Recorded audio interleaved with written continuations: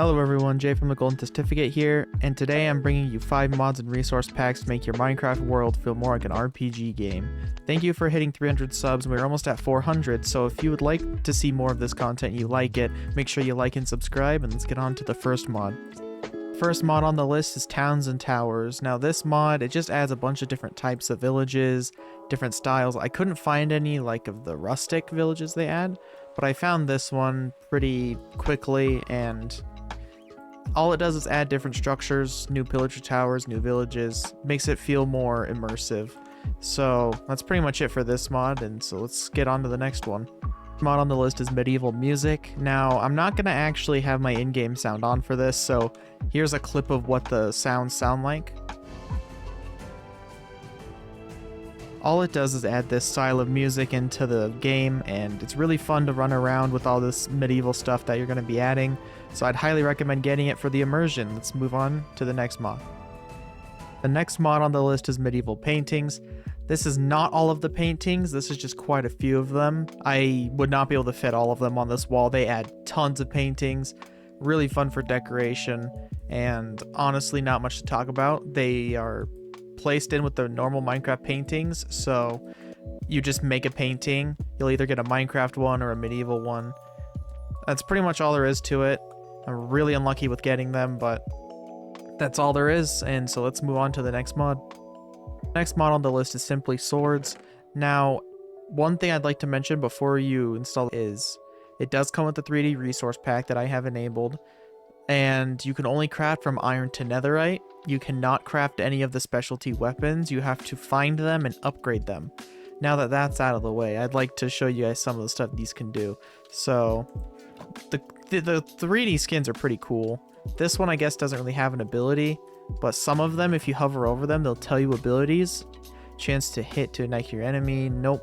On right click, release a powerful roar, knocking back and igniting nearby enemies. So I don't think villagers will count as enemies, but we can sure try. Where did you run off to? There you are. They are not considered enemies, but it would have set like skeletons, zombies, creepers on fire. That's pretty much all there is to this mod. Just adds a bunch of new weapons, so let's move on to the next mod. Before I get into these next mods, I would really like to mention that these took me way too long to set up for.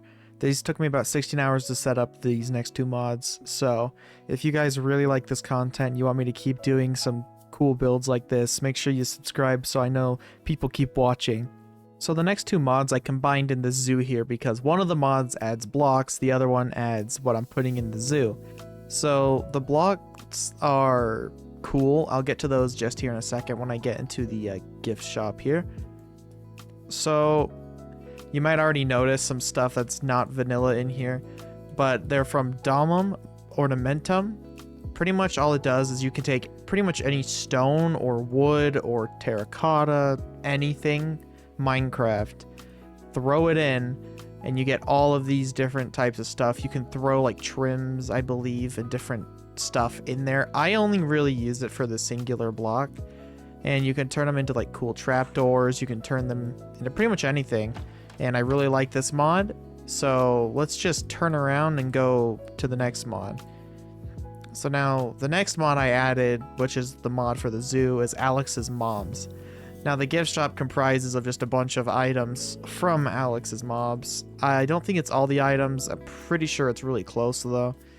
And these right here, I believe, are some of the hardest ones to find or get. I haven't really messed with it too much. I just like the animals. So now if we come over here, I'm going to show you guys some of the animals. So here's the jungle exhibit I made. You can tell there's gorillas, a couple different types of monkeys, some hummingbirds, crows, and flies. I really, really like this mod. I didn't put any of the hostile creatures in here because they would just eat the monkeys. And then in here we have the raccoon and platypus exhibit. Now this mod does have Easter eggs, like if you name a platypus Perry, it becomes Perry the Platypus from Phineas and Ferb, and you can give him a fedora. Now over here is the forest exhibit, which adds bears and moose, and I don't know why I put banana slugs in here, but I did. And this is just some pretty cool animals. Over here is the aquatic exhibit where I had a hammerhead shark. It disappeared. So now it's just catfish and blobfish. I don't know what happened to the shark, but may he rest in peace. And then my favorite exhibit over here is the Savannah exhibit. Now, I really like how this one turned out.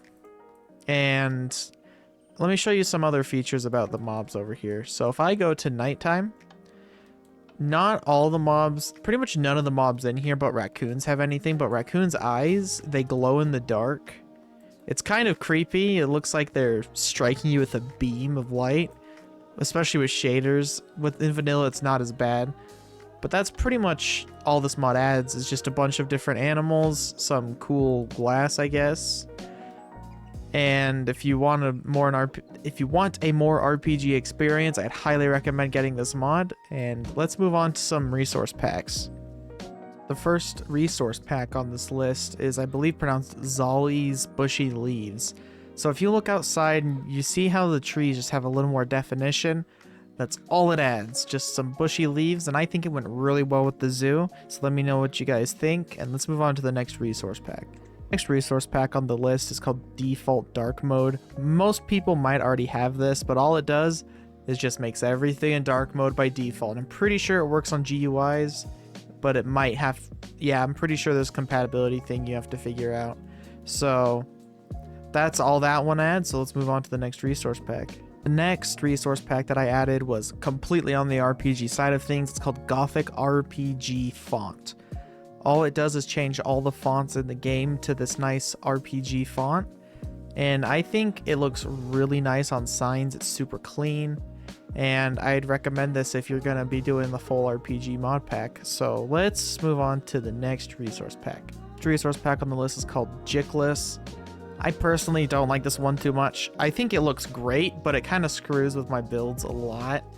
I like how the GUIs look, I like how the menus look, but like it does this weird, I don't like the glass textures and stuff, but it definitely fits really well within an RPG setting, so I would highly recommend this.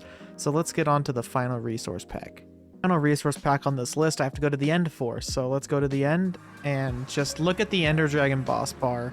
Look at how great this looks. This resource pack is called Enhanced Boss Bars. I'd highly recommend getting it if you're going to be doing any sort of RPG type thing, or if you just want your world to look better. And they are currently adding more modded support, so I would make sure to keep your eyes out to see what they add. And that's all this resource pack adds, so hiya. Once again, thank you everyone for watching. I hope you liked the video. Make sure you like and subscribe and leave a comment so I know that people are enjoying my content a little bit more. Thank you everyone for watching, and I'll see you guys next time. Goodbye.